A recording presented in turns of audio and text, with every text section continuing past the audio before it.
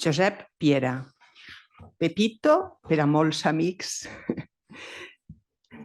un poeta que crec que estem entre amics, mai millor dir, i amigues, que tots segurament coneixeu de sobre, i un poeta que parla i explica amb els seus versos perfectament treballats els sentits, les emocions, la terra que canta a l'aigua, al paisatge, a la Mediterrània.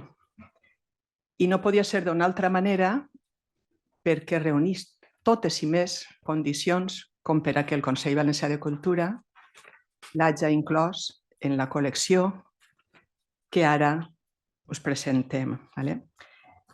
En una col·lecció que també és company d'això, d'aventures editorials, són versions trilingües de poetes mediterranis. I ahí està Cavafis, Ausiàs March, Inga Fatja, del qual Piera en sap molt i molt, i Brines. El Premi Cervantes, ja no puc dir que és l'últim, però és el penúltim. Per la qual cosa nosaltres estem molt i molt contents, el Consell Valencià de Cultura, d'haver inclòs aquest poemari trilingüe i que ells ens hagi prestat i ens hagi que tinguem l'honor que porti el nostre segell. Tenim entre nosaltres a Ricard Ripoll, traductor de la versió francesa, al traductor al castellà Jaime Siles i a Vicent Garcés, president d'honor de la Mostra Viva del Mediterrani. O sigui que la taula millor acompanyada no puc estar. I vull agrair-los a tots la seva presència i anirem parlant-ne. Espero, sobretot, que ens regalen versos del poeta i que puguem gaudir en un dia que crec que València ha obert el cel en honor també a Josep Piera, perquè sense l'aigua no tindríem res, a que no?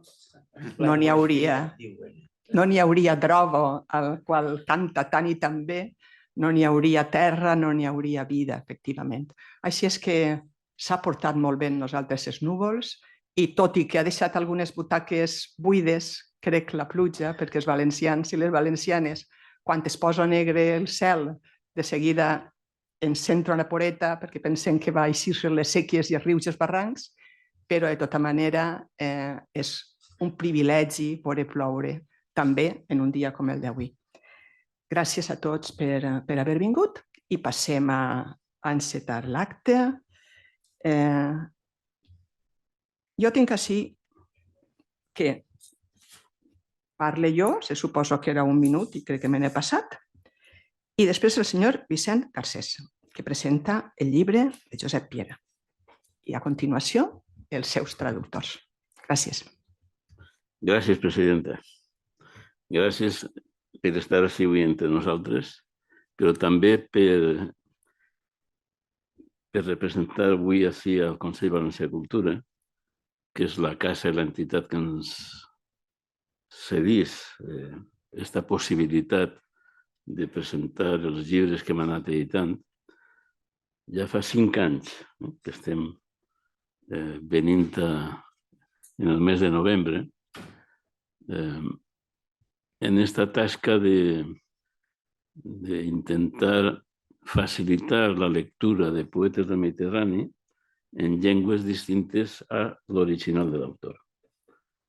I s'aventura que iniciarem amb l'amic Piera dels anys 80, continua.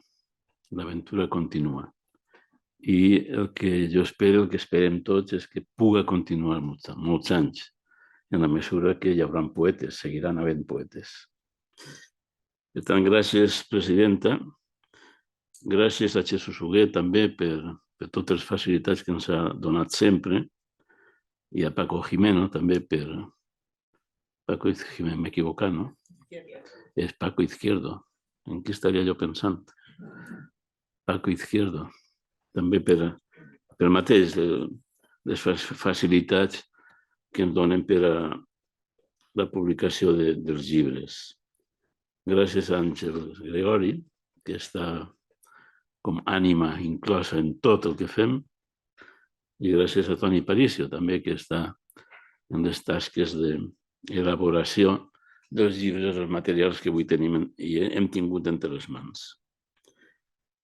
Voldria, en aquest capítol d'agraïments, naturalment agrair també a la Mostra Viva del Mediterrani per acollir en el seu marc aquestes presentacions. Sabeu que la Mostra Viva del Mediterrani és una activitat que dura pràcticament 2 mesos i que de manera multiforme presenta distints àmbits culturals dels creadors del Mediterrani. I gràcies també, clar, a la Fundació Assemblea de Ciutadans i Ciutadanes del Mediterrani, que fa possible també aquestes edicions.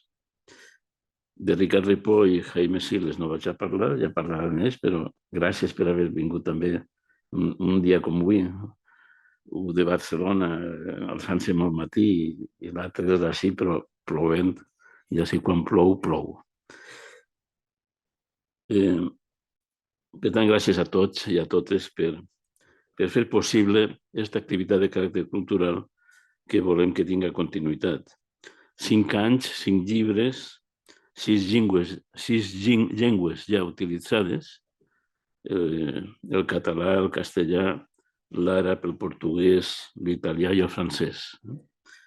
Per tant, ja té una nodrida presència de llengües de la Mediterrània i en aquest esforç de continuïtat estarem ajudant en el que puguem. A Josep Piera ens unís, a banda de l'amistat i les coses fetes conjuntament, la generació.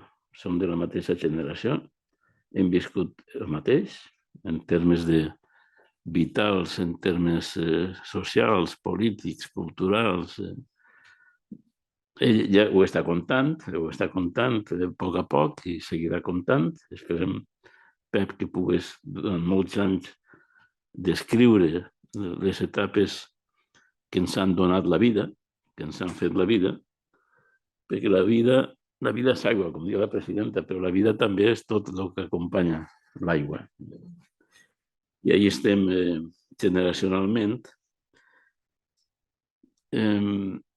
Jo anit pensant en aquestes paraules d'avui, jo no volia fer una intervenció protocolària, no volia fer més una intervenció que la pluja ajuda avui, més emocional, més de lo que ens ha significat ja els que han passat els 70 anys haver pogut arribar a aquesta altura de la vida. I pensant en això, a nit m'he sentit tard, llegint els poemes de Piera, i em vaig trobar un que diu: estimar és conèixer. Aquest és el miracle. I el miracle és dins nostre. No cal anar-se'n lluny. Jo crec que aquestes estrofes senyalen un pensament madur. Igual està escrit fa anys, però per part de Piera significa això que molts poetes tenen la capacitat de fer, que sintetitzar en unes paraules tot el sentit d'una vida, el sentit de l'estimar. Estimar com, aquí, quan. I estimar és una part de la vida. Una vida sense estima no seria vida, o seria la contravida, seria l'altra vida. L'altra vida no sols l'altra vida del més enllà, és l'altra vida en vida. Els físics diuen el positiu, la matèria i l'antimatèria, la vida i l'antivida. I sobre la vida, Piera diu: he après que un lloc i un jo fan la vida. Ja ho explicaré si vol. Però quina frase, he après que un lloc i un jo fan la vida. I això ho remata quan parla de la droga. La droga és un paisatge mític i qui no el conega, convé que vaig a conèixer-lo, està així al costat, però m'imagina qualsevol lector no valencià o que no tinga la idea de què és la droga. La droga és el paisatge mític en el que creix, es fa Pep Piera. I ell mateix la defineix que és espai. I diu, aquesta vella vall, que vull per sempre verda, no la toqueu, si no és per a estimar-la.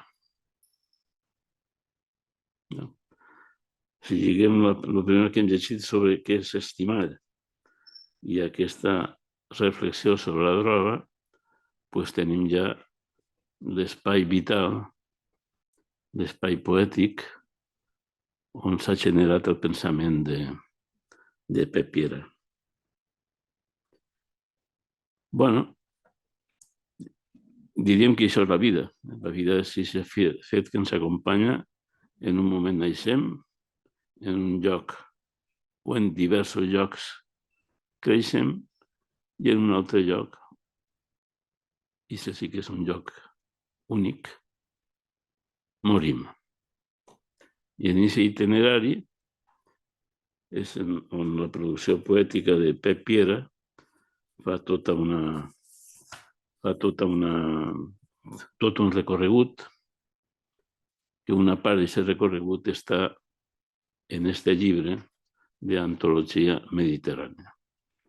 Dic una part del recorregut perquè el recorregut és molt més ample. L'obra poètica de Piera és enorme. És enorme i no acabat, inacabada. Per tant, encara serà més gran d'ací uns anys.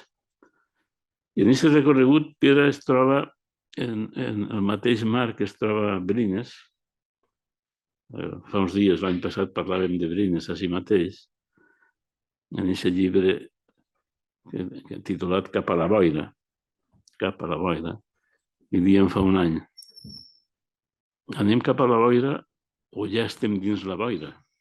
I aquesta pregunta la feia jo fa un any. Perquè estar dins la boira vol dir no veure, no? I sobretot en els temps on les tecnologies militars no estaven tan avançades com ara.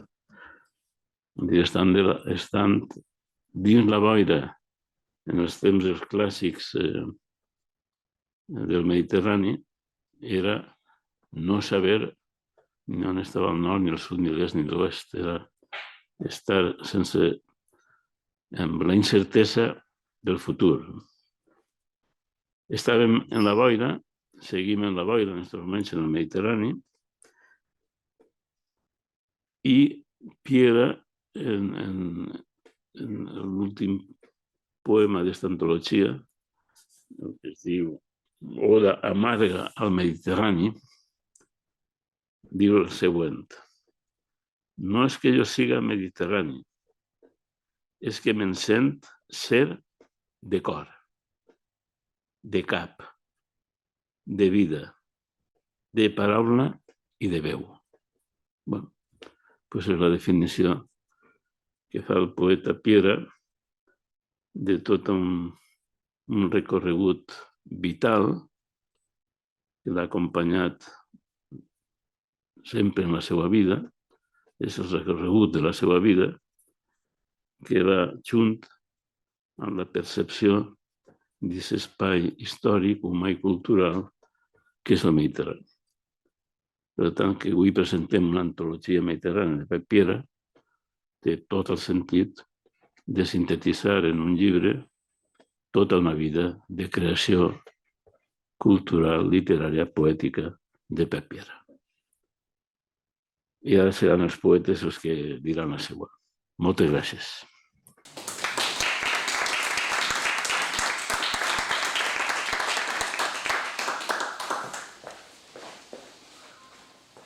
Per l'ordre que vulgueu. Traductor al castellà tenim a Jaime Siles i a la meva dreta, a la seva esquerra, el traductor al francès, Ricard Ripoll. Tenen vostès la paraula. Bueno, buenos días. Me es muy grato estar aquí en el Consejo de Cultura una vez más. He conocido a todos sus presidentes y los he tratado, especialmente a Juan Giralbert. Y ahora que estoy aquí, estoy viendo que el segundo presidente, al que también traté y fue editor mío y un gran crítico, el mejor crítico y historiador del arte que ha tenido Valencia, desde luego, por lo menos en la segunda mitad del siglo XX, el edificio que hay detrás es un cuadro que hay en Viena, en el Consistorisches Museum, y sobre el que escribió un trabajo estupendo Juan Benet. Acabo de ver, no me había dado cuenta nunca hasta ahora. De manera que me siento aquí muy feliz y es un honor poder estar presentando a un poeta como Piera, que traduje hace muchos años, con algún error que otro que he podido subsanar ahora. Y digo que es para mí muy emotivo, no solo por los 50 años de amistad con Piera, que también, sino porque gracias a él y a Marc Granell y a Azorín tiene un artículo muy bonito sobre Gabriel Alomar, donde se queja de que los intelectuales que viven en Madrid ignoran la literatura en catalán y que debieran leerla. Y yo, gracias a Piera y a Marc Granell, me fui introduciendo hace muchos años en la literatura catalana, en la poesía, sobre todo, que es lo que yo con más gusto y fruición leo. Claro, ahí encontré poetas para mí muy casi, digamos, que paralelos, porque Carles Riba ha sido y Carné han sido para mí dos muy importantes. Todo Riba, porque era filólogo clásico como yo y tenía también formación germánica como yo, pero vamos, ha habido muchos otros en los que he aprendido mucho. Voy a leer el prólogo que he hecho a esta traducción y que explica la diferencia con la anterior. Lo he titulado Traducir a Piera. Y antes, y ya que estamos con el agua, hay un verso con que se inicia la primera olímpica de Píntalo que dice Ariston Gidor, lo mejor es el agua. Volver a traducir a Piera después de más de 30 años y tras más de 50 de constante, consciente y leal amistad, es una experiencia poética y lingüística, si es que ambas pueden separarse, pues lo poético es siempre lingüístico y lo lingüístico poético, ya que la poesía es la verbalización, si no más precisa, sí más completa y profunda de la realidad. Antes, es decir, entonces, en ese entonces que definen estos dos versos de nuestro querido y admirado Juan Giralbert, la juventud se fue como un aroma que impregna cuanto somos, tanto a él como a mí nos atraía un especial sentido de la palabra que después de años de dictadura había quedado depauperada tanto por la insustancial escritura practicada por la mayor parte de la poesía oficial como por la no menos Roma de la oposición, que aun teniendo razón moral carecía de formalización correcta y que por ello, como denunció José Ángel Valente, quedó paralizada en un formalismo temático fosilizado en y por lo que se dio en llamar poesía social. Algo que Claudio Rodríguez, en una carta escrita en Cambridge el 15 de febrero de 1963, criticaba en los siguientes términos. Todavía hay gente que cree que un tema justo justifica un poema injusto. Rodríguez, acaso sin saberlo, volvía a poner sobre el tapete una cuestión que atrajo mucho a Horacio, el poema legítimo, que aunque aquel identificaba con la aventura del lenguaje y el pensamiento a través de la palabra. Dos cosas que también nosotros, nuestra generación, dentro de la que está incluido Piera, íbamos forzosamente a tener que tratar. Y eso, que es un rasgo, si se quiere, general, en su caso concreto, iba a ser, pero que muy singularizado, porque no solo se trataba para él de un problema de lenguaje, sino también y acaso, sobre todo, de lengua. En su opción de lengua, en la que optó por la que desde niño le era propia y natural, se esforzó al principio por dar un tono literario, culto y literaturizado a lo que constituía su habla. Y esto, que está patente en sus primeros libros, experimenta un significativo giro en los últimos, en los escritos después de 1990, que es donde entonces lo dejé, porque es cuando se publicó mi antología de él.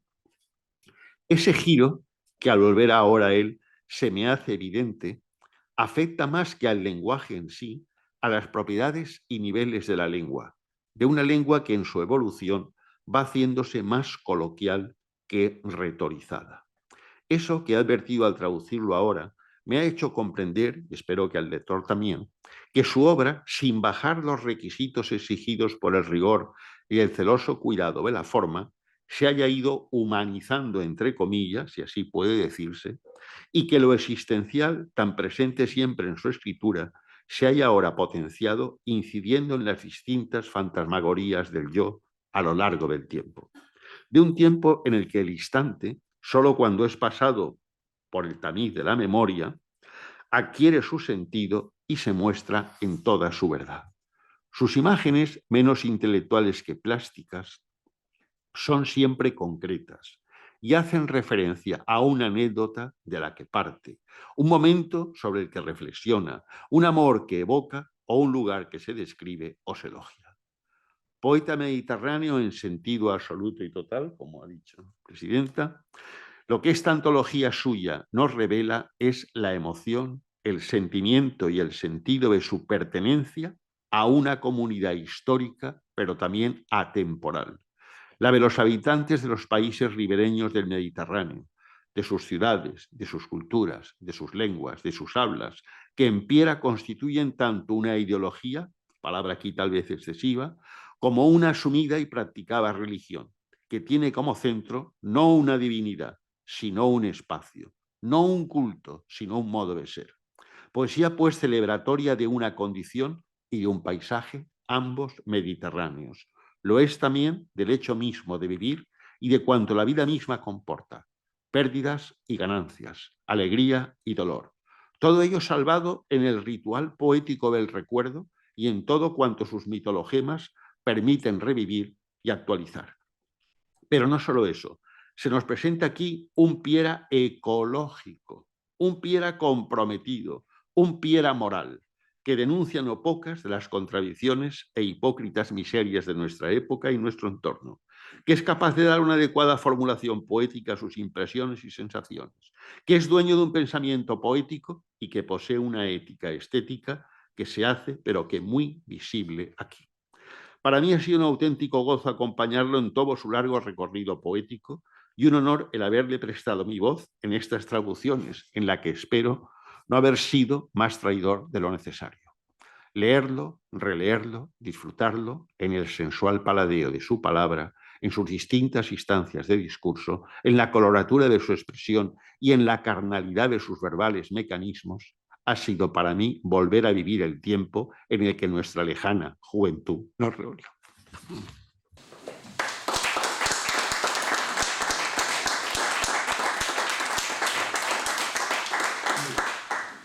I ara té la paraula Ricard Ripoll, que ens parlarà de la traducció que ha fet al francès. Molt bon dia, moltes gràcies per convidar-me a estar aquí. És un honor poder parlar de la traducció del Josep Piera al francès. Voldria donar les gràcies primer a l'Àngels Gregori, que és qui em va proposar de fer aquesta traducció. I haig de dir que quan m'ho va dir, la primera reacció, no sé si ho van notar, era una mica la por, no? Una mica de tremolor de poder traduir, perquè traduir un autor viu sempre és molt complicat. Quan un ja no està, es pot fer moltes coses, però traduir un autor viu és una il·lusió, perquè de seguida hi havia aquesta il·lusió de poder traduir a Josep Piera, que havia llegit, però també és una gran responsabilitat. I, de fet, traduir és tornar a llegir una cosa i veure-hi coses que no havíem vist en un primer moment. És a dir, que també m'ha permès això poder conèixer molt més la poesia, algunes coses que havia llegit del Josep Piera i que en el moment de traduir realment li posava un sentit molt més precís i molt més ric. De fet, és que la traducció poètica és una cosa complicada perquè un ha de jugar entre el sentit i el so, no? I intentar no ser massa traïdor del que és el sentit, però al mateix temps la poesia és so, és música, és ritme, i això per mi és essencial, no? Intentar restituir el que és aquest ritme del poema. I ara donaré un exemple perquè en alguns casos potser m'he allunyat una mica del sentit per intentar restituir el ritme i el so, sempre amb l'acceptació del Josep Piera. Haig de dir que en aquest sentit hem tingut també moltes facilitats, perquè quan veia que potser anava una mica, estirava massa cap a fora del sentit, li ho comentava i el Josep sempre estava d'acord en poder donar aquesta importància al ritme i al so. Hi ha un poema que es diu Hi ha moments que tot cau, que és un poema que al final de l'últim vers diu cau la nit com un cau. Clar, aquí tenia l'avantatge molt gran que en francès caure és tombe, tomber, el verb tomber, que al mateix temps tomba és la tomba. Llavors, però clar, del cau a la tomba hi havia una diferència que era molt agosarat fer-ho sense l'acord, però al final sí que vaig optar per la qüestió més musical, que és la nuit tombe com una tomba, i que dona aquesta repetició que sembla fins i tot un vers de Victor Hugo, d'alguna manera.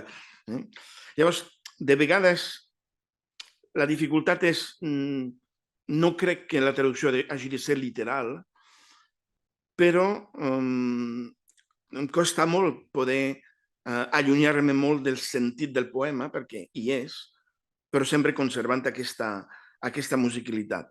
I aquí, en aquesta traducció, el que he intentat és això, intentar trobar-li una musicalitat semblant, un ritme semblant, que no fos la traïció del so, perquè trair el sentit moltes vegades es pot fer en un poema, però trair el so per mi, en tot cas, és una cosa que per la poesia és essencial i és com una partidura de música que s'ha d'anar intentar trobar una cosa semblant. En aquest sentit, sí que la poesia del Josep Piera, en aquesta relectura, que és sempre una traducció, m'ha agradat molt i m'ha enriquit molt. Jo haig de dir que d'alguna manera jo em sento com un emigrant. Sempre he tingut aquesta sensació de ser un immigrant o de ser un estranger allà on vaig, perquè no sé ben bé. Jo dic en el pròleg que no llegiré perquè està en francès, però d'alguna manera tinc una llengua materna, que és la llengua de la família, dels meus pares de Sueca i de Cullera, i al mateix temps tinc una llengua paterna, que és la de l'escola, l'escola francesa, on m'he format i que m'ha donat la cultura i el rigor i a vegades una certa cosa francesa que intento també deslligar-me d'una certa cosa més fixada, però en fi, sempre estic entre aquests dos mons i és veritat que en la traducció sempre he fet molt més la traducció del francès cap al català, però havia fet ja alguna traducció de poesia cap al francès també, i és un exercici molt curiós perquè remou molt tota aquesta cosa dels orígens, de la qüestió d'on soc. És a dir, que dintre mateix d'aquesta traducció m'he hagut de plantejar qui soc jo com a poeta, com a traductor. I per això va molt més enllà del simple fet de traduir a un gran poeta, sinó que al mateix temps és com una mena de viatge interior amb el qual estava acompanyat sempre per una veu, que és la veu de l'original, la veu del Josep, i amb aquesta idea de recrear alguna cosa, perquè jo crec que, sobretot en la traducció poètica, és una recreació, és una reescriptura. I en aquest sentit és una poesia que la primera vegada que l'havia llegit d'una manera més superficial, diguem, no m'havia causat aquesta impressió, en el sentit real d'impressió, imprimir, com el fet de traduir-lo. I en aquest sentit també vull agrair al Josep Piera que hagi tingut aquesta amabilitat de poder comunicar i poder veure, parlar dels canvis que hi podien haver, de les solucions que podíem trobar a aquesta traducció. Jo deia que em sento una mica estranger sempre allà on vaig. Quan a França no em sento francès, em sento valencià, València de vegades em sento català, Catalunya, València o francès, no sé. És una mica com una barreja, però en tot cas el que sí que tinc és la sensació de ser mediterrani. I en aquest sentit, aquí també en aquesta poesia retrobo aquests orígens d'una comunitat mediterrània que de fet és una comunitat per mi humanística, és a dir, el gran valor de la Mediterrània és el valor de les humanitats, cosa que s'està perdent molt actualment i que en aquests poemes retrobem aquesta joia, aquest caliu i aquests valors mediterranis que van puntuant tots aquests poemes de Josep Piera. Potser el que estaria indicat és poder llegir unes versions d'un poema en les dues llengües, les dues traduccions. Moltes gràcies.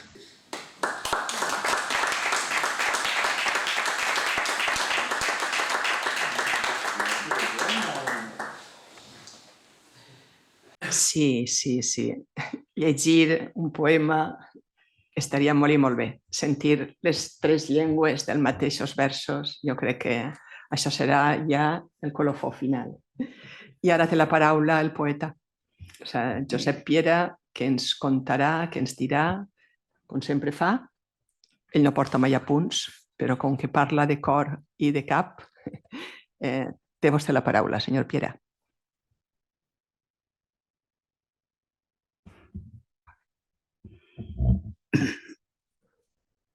Bé, bon dia de pluja per a tots. I ara estic pensant, mentre sentia el Ricard Ripoll dir el que ha dit, fins a quin punt la llengua, la pluja, han estat importants en la tria lingüística que finalment vaig fer. He dit sovint que el primer atreviment que vaig tindre per a superar el que aleshores era una barrera per una banda i una ignorància per una altra, va ser un dia quan, de principis de 70, vivint jo com a estudiant a València, en un pis allà a Gravador Selma, que plovia. I jo vaig començar un poema amb la paraula llueve. I aleshores, com una sorpresa, vaig trobar que plovia més si plou que si llueve. És dir, que se'm feia sentir més la pluja amb aquests sons que nosaltres i en unes suggerències poètiques llueve em sonava Machado, plou em sonava Verlaine. Siga dit de pas, aquells versos d'Il pleut sur la ville.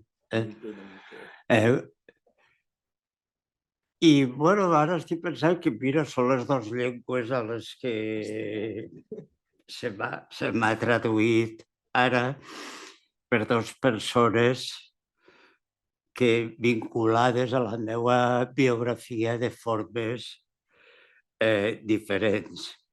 Després hi ha una altra que és allò de fa molts anys també, llegint el Corà.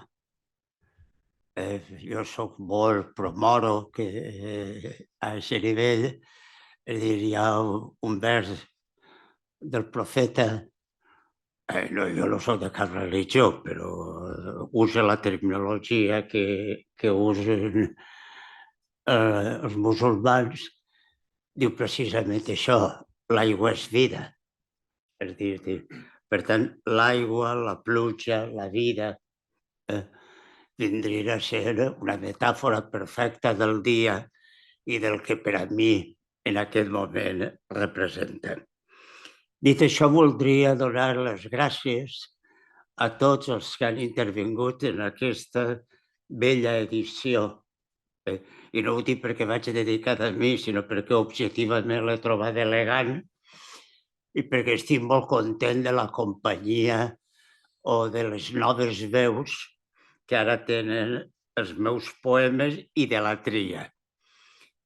En principi voldria fer els agraïments a la mandocanta major, que és Àngels Gregori, que és la que va tindre l'ocurrència o l'atreviment o la valentia que tenen els joves de dir i per què no li fem això, i això ho dia a Vicent Garcés, a Josep Piera. A mi això no se m'hauria acudit mai. Entre altres coses perquè fins ara la col·lecció aquesta, el poeta més actual havia estat Brines, fa un any, i que quan el llibre va aparèixer ell ja havia mort. Jo no és que vulgui morir-me ara, però vaja, no deixa de tindre gràcia que siga el primer biològicament viu dels autors que figuren en aquesta col·lecció, la qual cosa li recomana a Vicent Garcés que siga així d'ara endavant quan pugui ser possible. És a dir, que la col·lecció no estigui limitada a classicismes de les llengües dels països riberencs de la Mediterrània, sinó obri també portes a poetes vius des d'un punt de vista biològic, perquè la poesia està viva quan s'està llegint. És a dir, que una de les meravelles de la poesia és que aboleix el temps mentre s'està llegint. El temps històric, el temps cronològic no existeix quan es llegeix. Si es produeix la connexió que s'ha de produir entre el lector i el text, l'autor és el que menys importa en aquest cas. És dir, el temps desapareix. I potser això és allò que els antics en diuen l'eternitat, és a dir, el no temps. Però no el no temps en un més enllà, sinó el no temps en el moment, en l'instant aquest de la lectura. Per tant, que s'obrin les portes a totes les tradicions literàries que són un univers, són una cosmogonia dels territoris que hi ha al voltant de la Mediterrània, pot ser una porta oberta tant des d'un punt de vista lingüístic com des d'un punt de vista de l'imaginari poètic per a una col·lecció com aquesta. Per tant, tot això fa que estigui avui especialment content de trobar-me ací i de trobar-me amb tots vosaltres. També voldria agrair a Vicent Garcés el fet d'una idea bàsica, que és que jo no m'havia atrevit, perquè clar, quan em proposen primer la idea d'una antologia i jo Àngels decidís o pensa en Ricard Ripoll per al francès i jo amb Jaime Siles per al castellà, no només per l'amistat de més de 50 anys que fa que ens unís, sinó, com ell ha dit perfectament, perquè ell va ser traductor meu en els anys 90 i això sabia era la persona adequada. Per tant, em vaig basar molt en la tria al començament que Jaime havia fet per a muntar una nova antologia. Fins que Vicent em va fer pensar en el poema meu que dona sentit a l'antologia, aquesta oda amarga a la Mediterrània o al Mediterrani, i això em va fer que canviara de dalt a baix el plantejament que jo m'havia fet, perquè aleshores és quan prenia un sentit real i nou i diferent i fins i tot un retrat meu molt més viu i eficaç l'antologia. Per tant, són moltes mans i moltes veus les que han intervingut en fer-la possible i a tots i a totes estic molt agraït per el resultat, que és aquest llibre que ara el Consell Valencià de Cultura ens ha editat, i amb això tanque el pack d'agraïments tant al Jesús Huguet com a la presidenta, dos amics o dos amistats, per això de les paraules d'ara, que ja no sabem com usar certes coses, i a mi això de tots i totes no m'acaba d'agradar. Per tant, amistats és millor, no? Això que és a Dolors i a Jesús per la part que els correspon en la fabricació d'aquesta antologia i als tècnics que han intervingut en la seva materialització concreta. Jo crec que les traduccions són dels traductors i la poesia no és més que, com ha dit el Ricard Ripoll, la partitura d'un autor que és reinterpretada quan el lector la llegeix i és reinterpretada o interpretada quan el traductor la tradueix. Per tant, per a mi,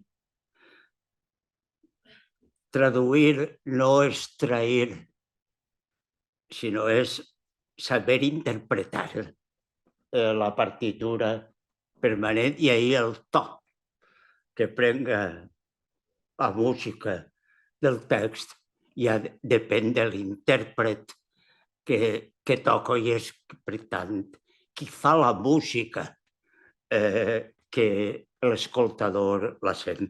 Els demana que siguin ells els que trien els poemes que més els hagin agradat, els poemes o el poema, no anem a estar així tot el matí, que ells consideren que té un interès especial per a ells en tant que traductors, i en tot cas jo acabaré amb l'oda que dona sentit al títol i a l'antologia del llibre.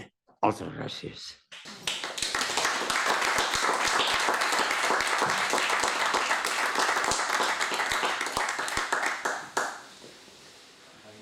Feta la invitació i donant-nos permís l'autor, sí que si es poseu d'acord en triar estaria bé sentir la versió en castellà i en francès y después que el poeta, que Josep Piera... En la página 77, donde se agota el poema.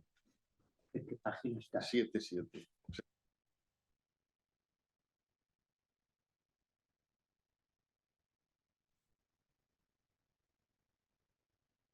Me estaba acordando cuando hablaba Ripoll de un libro muy bonito de Jacobson, que está en francés y se llama Si les sont et les sont. Voy a leer donde se agota el poema, porque este es un texto que hoy, claro, le podemos dar una lectura política del momento, pero es un texto muy anterior al momento, es donde se ve el poder profético de la poesía, ¿no? Donde se agota el poema. Cansados escuderos de un guerrero que agoniza, la grandiosa batalla perdida en el crepúsculo, deseamos que los buitres hambrientos nos liberen de tanta sangre como nos mancha y esclaviza. Últimos hijos de Occidente, tendidos a la orilla de la estéril cuna que es el mar, nuestro mar, observamos los mutilados cuerpos de la derrota y sentimos y hallamos testimonio de la orgía y suicidio de esta decadencia, nacidos con magníficos pañales en la vejez del gigante, débiles de espíritu y faltos de alimento, morimos algo más cuando la mañana despoja el bellísimo cuerpo del alba y crecen como olvidos flores a nuestro alrededor. Como la madera carcomida que sostiene antiguos resplandores, somos la expresión fascinada de un último sueño que se extingue también, sin empuje ni gozo, para construir un mañana de bosque futuro que sabemos y queremos y consideramos imposible. Árboles blancos de salitre, hijos últimos de Occidente. ¡Cuánta agonía! Llegiré el mateix poema en francès. Haig de dir que aquest és un dels poemes més complicats per traduir amb els quals m'he trobat. Quina pàgina? Està a la 124. Perquè aquí volia donar-li amb el francès amb l'alexandrí, que fos una cosa, diguem, molt tipus cosa de batalla, no? Où s'épuise le poème. Nous, écuyers fourbus d'un guerrier moribond, la noble bataille perdue au crépuscule, voulons que les vautours affamés nous libèrent du sang qui nous salit et qui nous a servi. Dernier fils d'Occident couché près du berceau stérile de la mère, notre mère, nous observons les corps mutilés de la défaite. Nous sommes et nous connaissons les témoins de l'orgie et du suicide de la décadence. Nés aux belles couches parmi la sénescence du géant, l'âme faible et reniant la tétée, nous mourrons un peu plus quand le matin dévait le corps des aurores et pousse autour de nous les fleurs telles des oublis. Comme le bois rongé d'anciennes merveilles, nous disons le charme d'un dernier rêve qui meurt, sans envie ni joie, pour créer l'horizon sylvestre que l'on croit et l'on veut impossible. Arbre blanc de salpêtre, dernier fils d'Occident, quelle agonie! És curiós que últimament, com ha dit Jaime Siles, se m'ha fet molt present mentalment, però està escrit l'any 79. És a dir, probablement perquè per la meva generació aquell és un any que tanca unes fantasies i obri unes perspectives absolutament diferents a les que havíem elaborat mentalment. No vaig estendre'm en aquest sentit. Sí en què a l'hora de fer l'antologia, aquest és un dels poemes que se'n queda insistentment present en la memòria. Pot ser perquè reflecteix molt bé el moment històric concret que estem vivint. I aquesta és una de les meravelles de la poesia.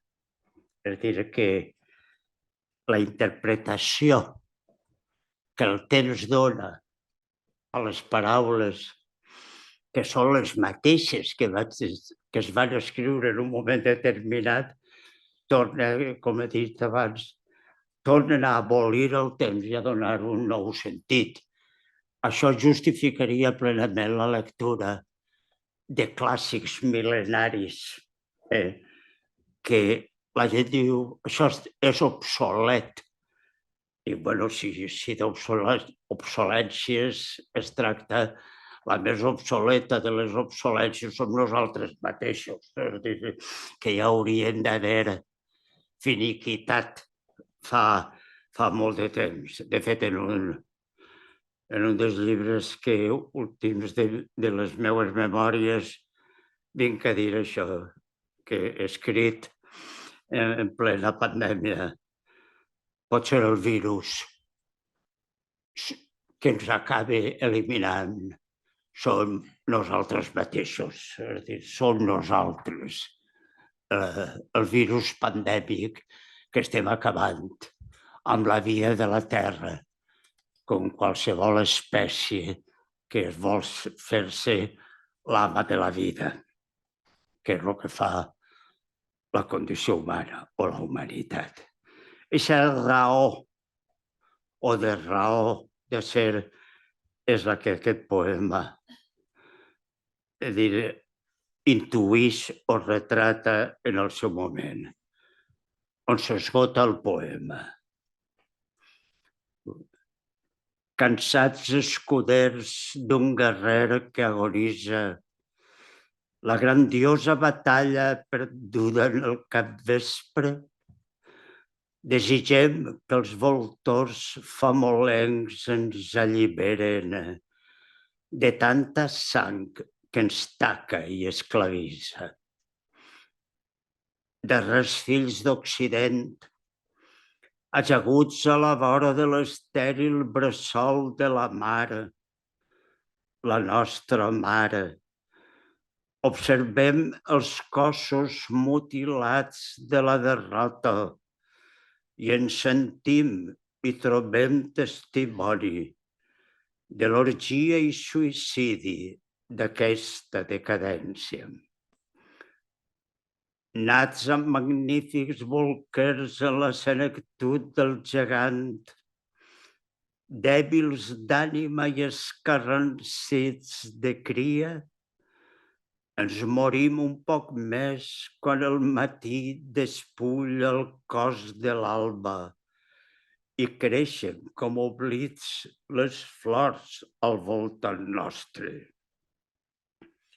Com la fusta corcada que sosté antics esplendors, som l'expressió encantada d'un últim somni que mor.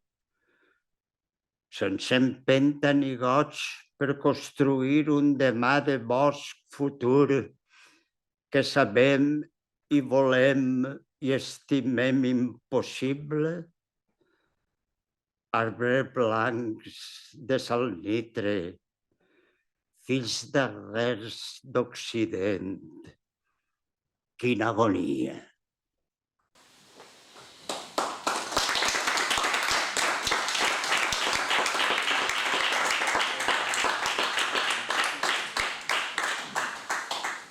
Ara tancaré, si m'ho permetiu, dedicat a Vicent Garcés. Tots els anys a la vera ahir un faristol. M'hauria agradat aquest poema llegir-lo Ceremoniosament. a la manera... Des del púlpit. Bueno, des del púlpit, toca. Bueno, deixem-ho córrer. Mira, ara vaig a dir una, no toca protocolàriament, però jo no ho soc massa. Josep Piera en el monestir, te'n recordes, en una pluja que diluviava, que no deixava recitant a l'Ausiàs Marc, A Sant Jeroni. a Sant Jeroni de Cotalba. Un dia increïble, no? Des del púlpit. Per això ho he dit, m'ha vingut al cap aquell moment màgic. Així no tenim púlpit i la pluja sembla que ha cessat, però tancarem amb les paraules de Piera. O res no és un púlpit, perquè la paraula púlpit tampoc no... perquè m'agrada massa. Perquè no ens encapella de res. Bueno, deixem-ho córrer. Oda amarga al Mediterrani, a la memòria de Toni Catanya.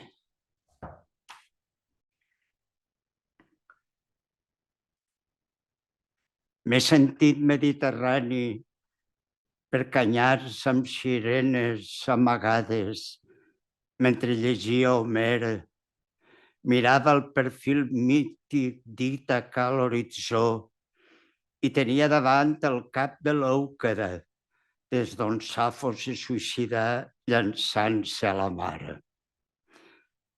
També, quan menjava polp torrat amb vi retzina en un portet blanc i blau de les Cíclades, i recordava uns versos marins de Litis.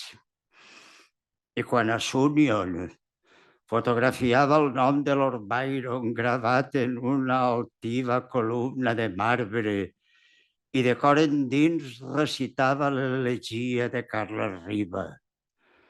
O Súnion, t'evocaré de lluny amb un crit d'alegria. M'he sentit mediterrani a Istanbul, mentre estols de gavines revolaven com nuvolets juganers. Els altaveus dels minarets llançaven versicles alcorànics al cel i uns xiquets m'oferien cireres en mesuretes de paper de diari.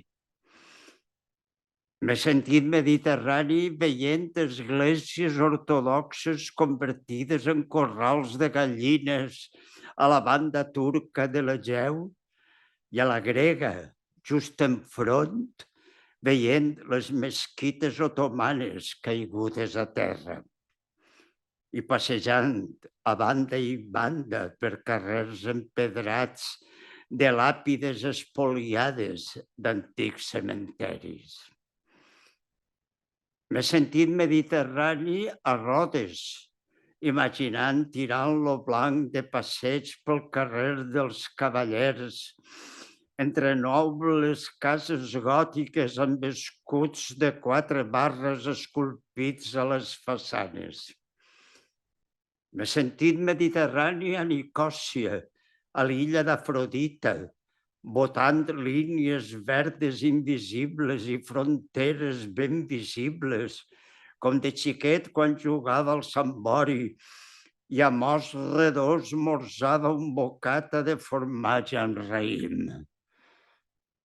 M'he sentit mediterrani en una estació d'Atenes escoltant l'acordió que tocava un xicot sec mentre demanava almoina. A Roma, una fosca matinada en una mini pasoliniana. Al Caire, un migdia de tràfic entrenat.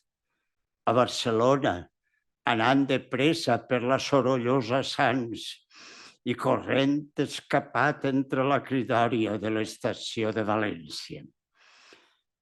M'he sentit mediterrani en totes les estacions, les del nord i les del sud, les de trens i les del temps.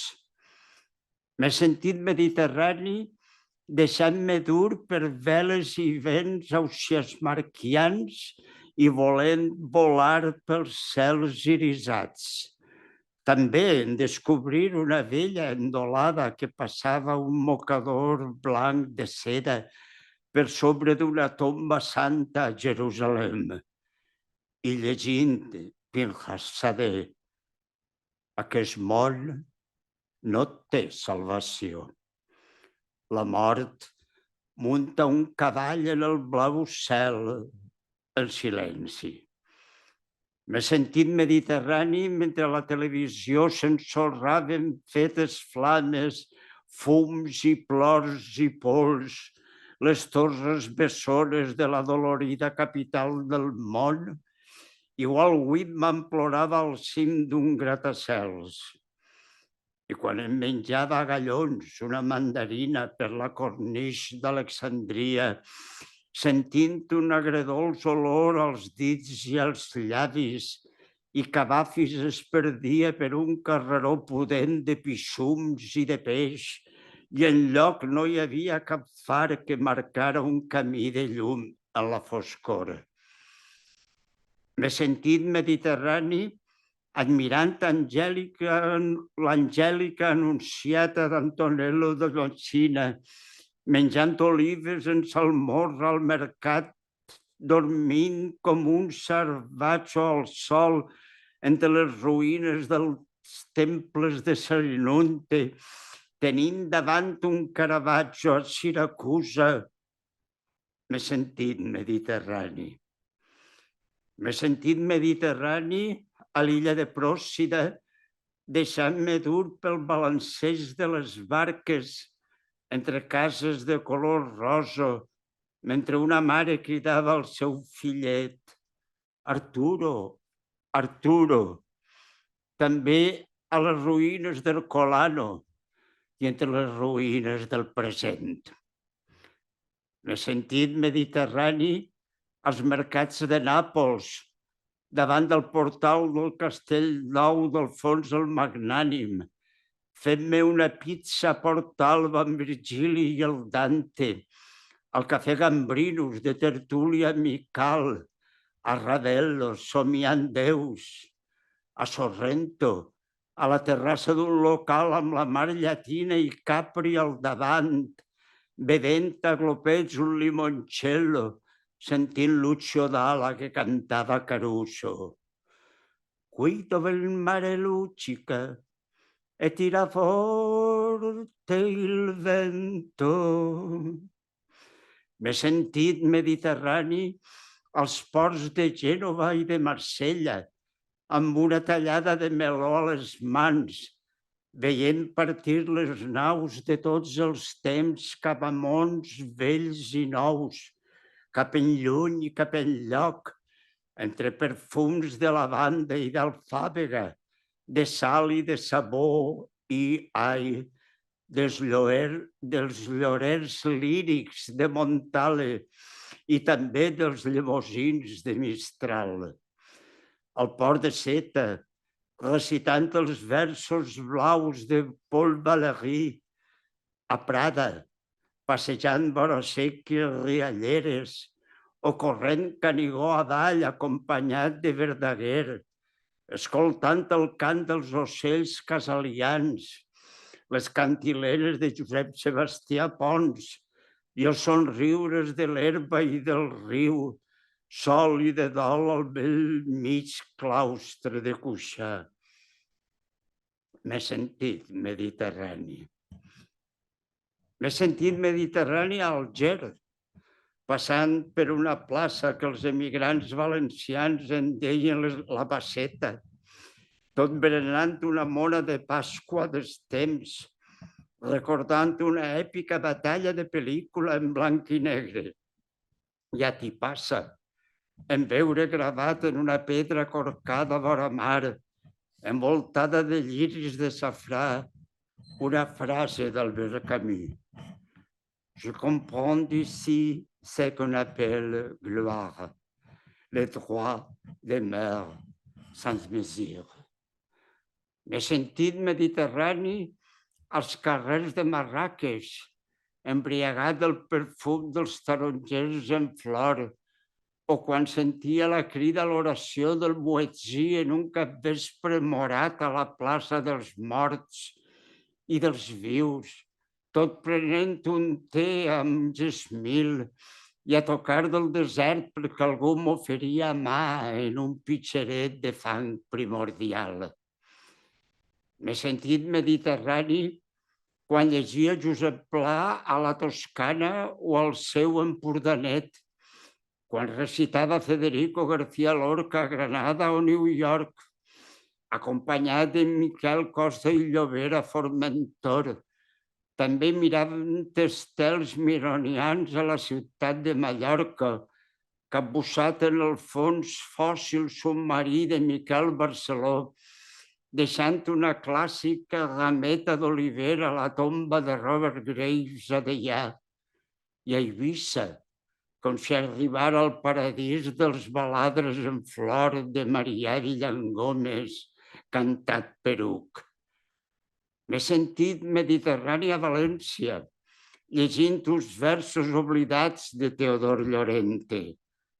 Sempre seràs, oh mar, com sempre fores, l'espill més clar i pur del millor cel, contemplant en un jardí psicodèlic la llum marinera de Joaquim Sorolla a Xàbia, compartint una paella amb fustera cullera a la vora del riu Xúquer, evocant rojos versos oliosos d'Estellers, passejant pel carrer de la Pau amb Gil Albert. M'he sentit mediterrani. M'he sentit mediterrani recitant en català els versos àrabs d'Injafaixa d'Alzira. Dolç és el riu, com dolça és la saliva dels llavis de l'amant. M'he sentit mediterrani memorant la cançó de bressol que em cantava ma mare. La meua xiqueta és la mà del corral i del carrer, de la figuera i la parra i la flor del taronger.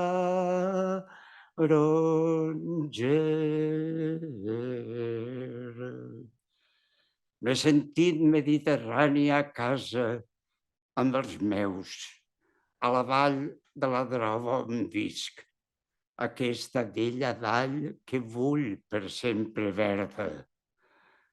Per tot això i molt més, ara que aquesta mar de tots s'ha tornat tràgica, ara que la travessen fugitius de la mort que escapen de guerres llunyanes buscant la vida, la pau i la llibertat, ara que les platges de Lampedusa, de Ceuta, de Lesbos, de Melilla o de Kos apareixen amb cadàvers innocents o amb armilles salvadores deixades com flors a les tombes, ara que de la Mediterrània en diuen la mar dels morts, ara en el dol i en el plany, com abans en el desig i en el goig, m'he sentit mediterrani. Perquè no és que jo siga mediterrani, és que m'encenc ser de cor, de cap, de vida, de paraula i de veu.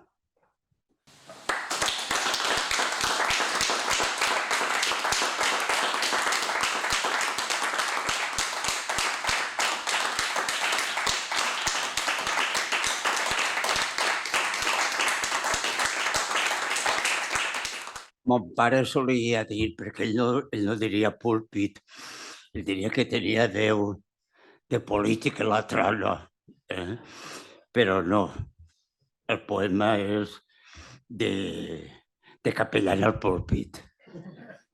Gràcies.